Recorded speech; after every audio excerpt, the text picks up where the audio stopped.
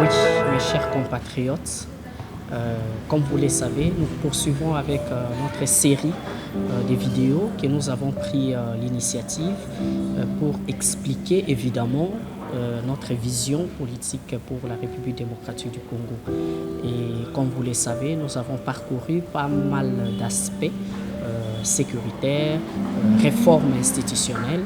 Et à présent, nous allons parler sur l'enseignement, la formation, notre vision politique par rapport à cet aspect, enseignement, formation et les réformes de notre système de l'enseignement et par-dessus tout, comment nous pouvons résorber les problèmes de chômage qui se posent dans notre pays, comme vous le savez. Notre pays, la République démocratique du Congo, sans toutefois avoir des statistiques correctes, mais déjà sur base des indicateurs, quand il y a appel à candidature pour évidemment des opportunités dans des établissements publics, vous êtes sans ignorer de constater la foule, si pas des tonnes de dossiers, des gens qui affluent de partout pour déposer les dossiers.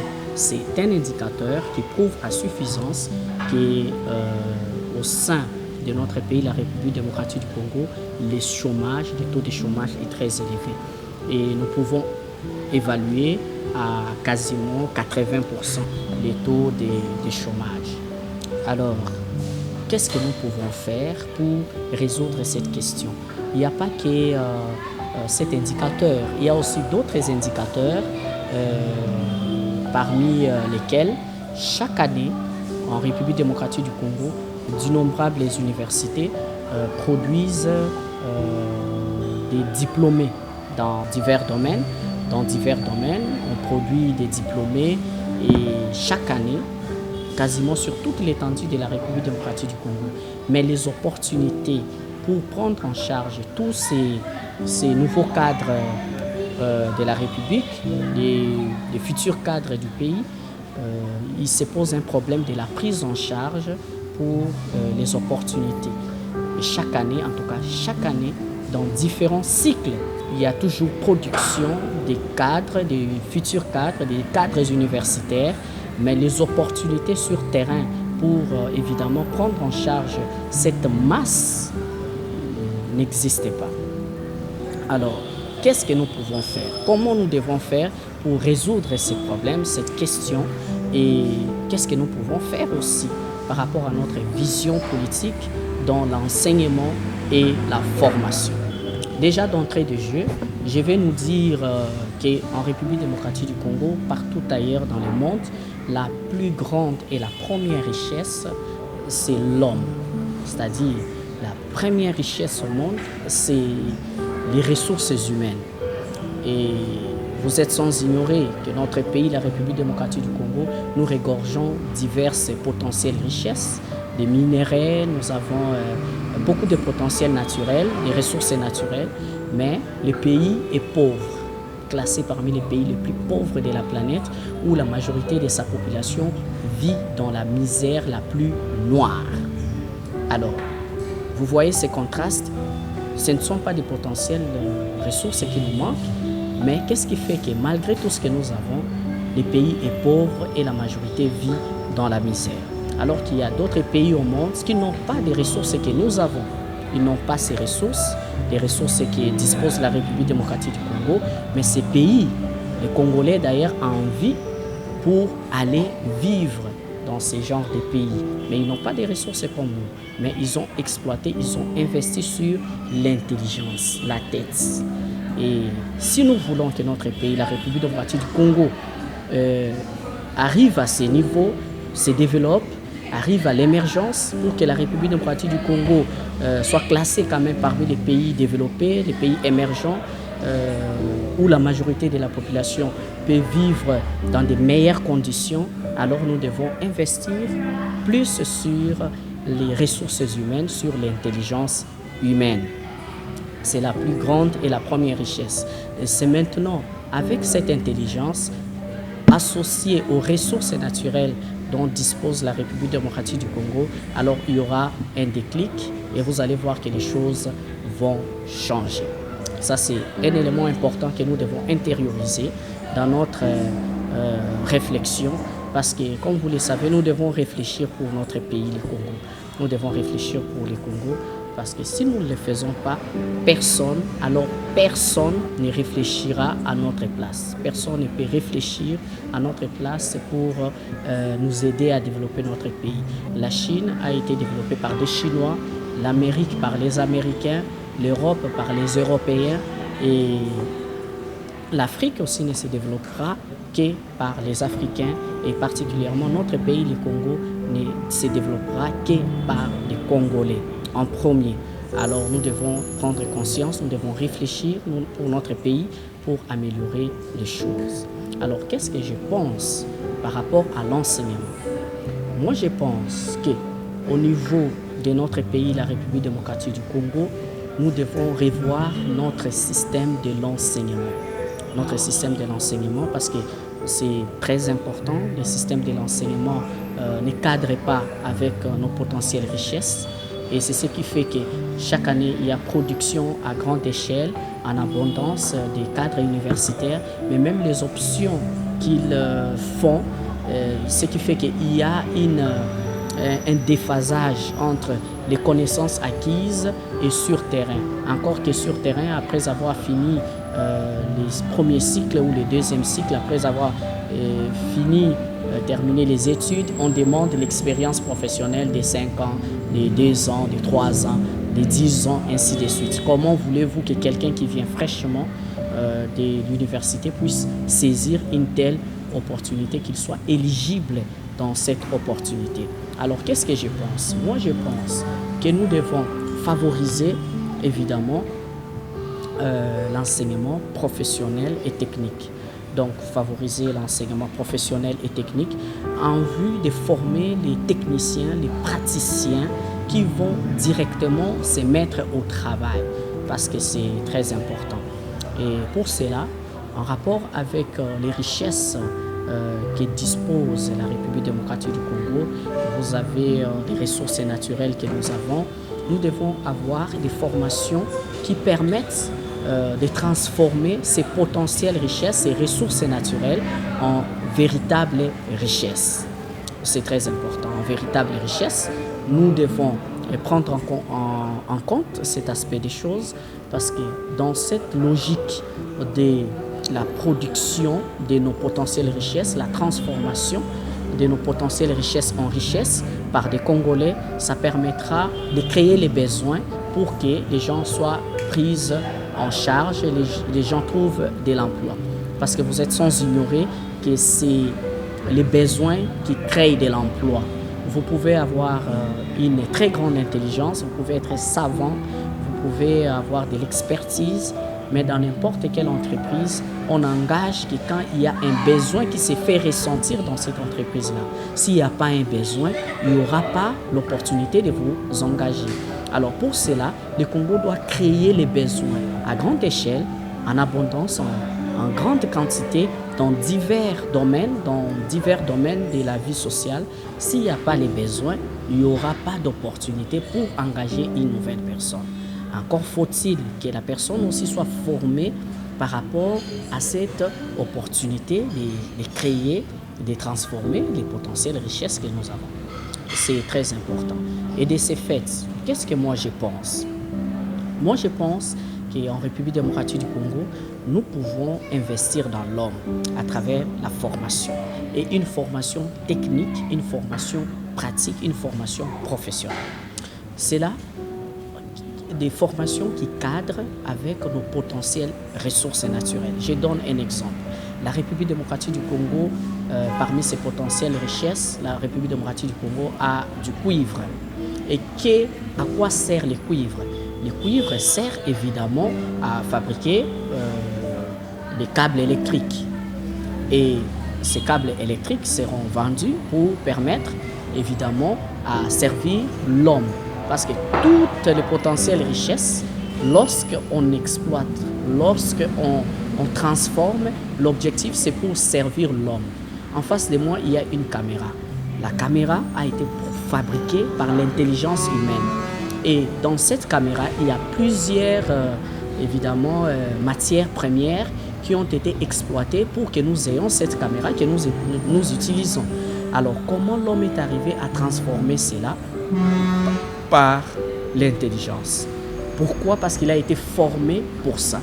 Et nous devons faire de même en République démocratique du Congo.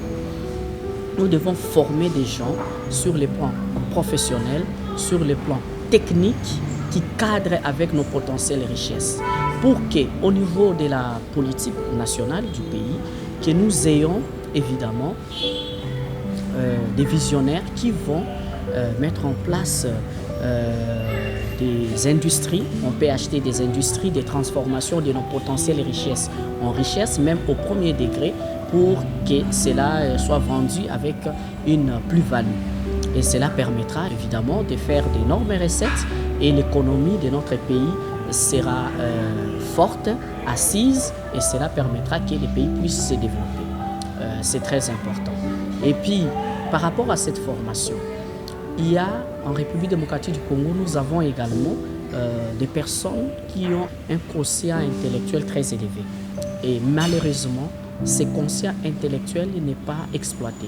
Il y a bon nombre de personnes qui ont des talents. Ils ont divers talents, mais les talents-là ne servent presque à rien parce qu'il faut, encore au-delà de ces talents, il faut dénicher d'abord ces talents. Or, les talents, on ne peut les dénicher qu'au travers les bancs de la formation. C'est au niveau de la formation que les enseignants, les formateurs peuvent dénicher que non, telle personne, il a des potentiels dans ceci, dans cela, et on peut l'orienter, les canaliser dans ce sens-là pour qu'il puisse être utile pour la société. C'est évidemment très important. Et pour dénicher évidemment ces potentiels, ces talents, il faut que cette personne puisse vivre dans les meilleures conditions, dans son environnement de vie. Et au-delà de cela, il faut aussi que cette personne étudie ou apprenne, évidemment qu'il apprenne dans un environnement qui est bon, c'est-à-dire les meilleures conditions pour étudier, avoir toute la logistique possible pour cela, pour ce faire. Et c'est évidemment très important. Et cela favorisera la formation efficace, la formation efficiente, la formation de qualité, parce que l'environnement dans lequel étudie cette personne, c'est très important d'être dans de bonnes conditions. Et également au niveau de son milieu de vie naturel, il doit vivre aussi dans de bonnes conditions. Parce que s'il n'est pas dans de bonnes conditions, il ne saura pas donner le meilleur de lui-même. C'est évidemment très important. Alors, lorsque on arrive maintenant à dénicher ses talents, à dénicher ses intelligences dans divers domaines, on arrivera évidemment à orienter ça utilement. Et non seulement les apprenants, mais même ceux qui apprennent, les formateurs, eux aussi doivent être dans de bonnes conditions, et aussi doivent avoir des bons traitements qui leur permettront de donner aussi les meilleurs d'eux-mêmes, de servir avec passion et avec amour. C'est évidemment très important. Alors, lorsque nous arrivons à dénicher ces intelligences, ces talents, je dis bien dans différents domaines, de la science, de la technique, de la culture, de l'art, dans tous les domaines, il y a divers talents, des talents diversifiés dans les chefs des Congolais. Alors, il faut les dénicher, comme je viens de l'expliquer, comment les faire. Et il faut maintenant orienter, il faut illuminer ces talents, cette intelligence à travers des formations et tout ce qui va avec. Nous pouvons maintenant, lorsque nous avons déniché ces talents, ces intelligences, ces génies que nous avons, nous pouvons, l'État congolais peut prendre en charge la formation de ces génies. De ces génies qui peuvent être envoyés à étudier dans des grandes universités du monde pour apprendre et éliminer cette intelligence, pour renforcer encore cette intelligence dans les domaines de la technologie, dans les domaines de la science, de la technique, dans les domaines de l'art, dans tous les domaines de la vie sociale, éliminer ces talents, cette intelligence. Et l'État congolais devra prendre en charge tous ces gens, tous ces talents, tous ces génies que nous avons, nous pouvons prendre en charge pour qu'ils étudient dans des meilleures universités au monde pour aller apprendre. Et lorsqu'ils vont finir leur formation, ils peuvent revenir au pays pour évidemment mettre en pratique, pour partager cette connaissance, et également servir par rapport à cette connaissance. Alors, au-delà de cela, on doit faire comprendre à ces gens, bien avant de les envoyer dans ces grandes universités du monde, l'État congolais, dire à ces personnes-là, voilà, l'État congolais vous prend en charge. Vous devez aller étudier dans telle ou dans telle université, etc. Et l'État congolais va vous prendre en charge en tout et pour tout. Alors, à votre niveau, lorsque vous allez terminer vos études, votre formation, vous êtes dans l'obligation de venir servir votre pays, c'est-à-dire venir travailler dans votre pays pour partager cette connaissance et pour servir que cette formation puisse aider les pays à se développer. Et si possible, leur faire signer même une lettre d'engagement ou prêter serment qu'ils doivent faire ainsi. Et il n'est pas seulement question de prêter serment. Encore faut-il que lorsqu'ils vont venir travailler ici au pays, leur garantir un traitement plus que ce qu'ils peuvent avoir à l'étranger ou dans des pays où ils ont appris. Cela permettra qu'ils seront évidemment dans l'obligation, dans ses devoirs, de venir travailler ici parce qu'ils auront les mêmes conditions qu'on peut leur donner ailleurs et peut-être encore de plus meilleures conditions. Alors ce sont ces personnes-là qui viendront aider notre pays avec les ressources que nous avons pour faire avancer notre pays.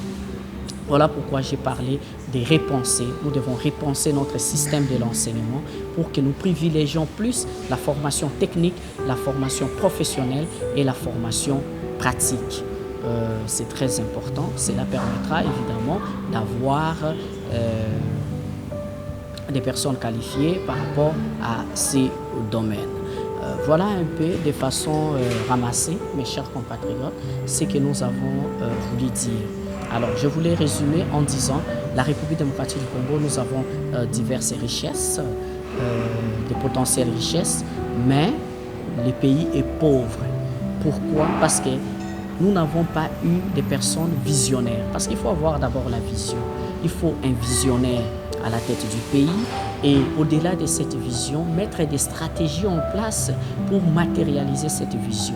Encore faut-il que ces personnes aient aussi l'amour de la patrie. Il faut avoir l'amour du pays, l'amour de la patrie pour qu'avec cet amour de la patrie, l'amour de vos frères, de vos compatriotes congolaises et congolaises pour servir les autres. C'est comme ça que nous aurons des bonnes personnes qui vont évidemment bien gérer les pays. Si le pays, jusqu'à présent, le pays est ce qu'il est, après 62 ans après l'indépendance, et ce sont des dirigeants qui se sont succédés jusqu'à présent, qui sont pour beaucoup, parce que ce sont eux qui sont censés donner l'impulsion, ce sont eux qui sont censés avoir la vision pour développer notre pays. Si la Chine est Chine aujourd'hui, c'est parce qu'il y a eu un Mao visionnaire, idéologue qui est venu et la population chinoise a accompagné cette vision et la Chine est ce qu'elle est aujourd'hui. Si les États-Unis et États-Unis, parce qu'il y a eu des leaders politiques qui se sont succédés, qui ont dirigé les pays, qui évidemment ont fait en sorte que leur pays soit à ce niveau-là. Encore faut-il qu'il y ait un visionnaire et je crois, je pense, avec tous les éléments que je vous donne, toutes les vidéos que j'ai produites, je crois que je fais partie des personnes visionnaires, des personnes qui ont une vision. C'est cette vision-là que je suis en train d'expliquer. Et au-delà de ça, l'amour de la patrie, avoir la vocation de servir son pays.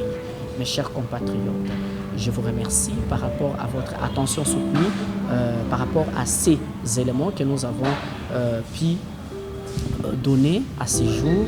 Et je crois que nous allons continuer comme ça, ainsi de suite, dans de prochaines occasions pour parler d'autres aspects que nous allons développer dans cette série des vidéos.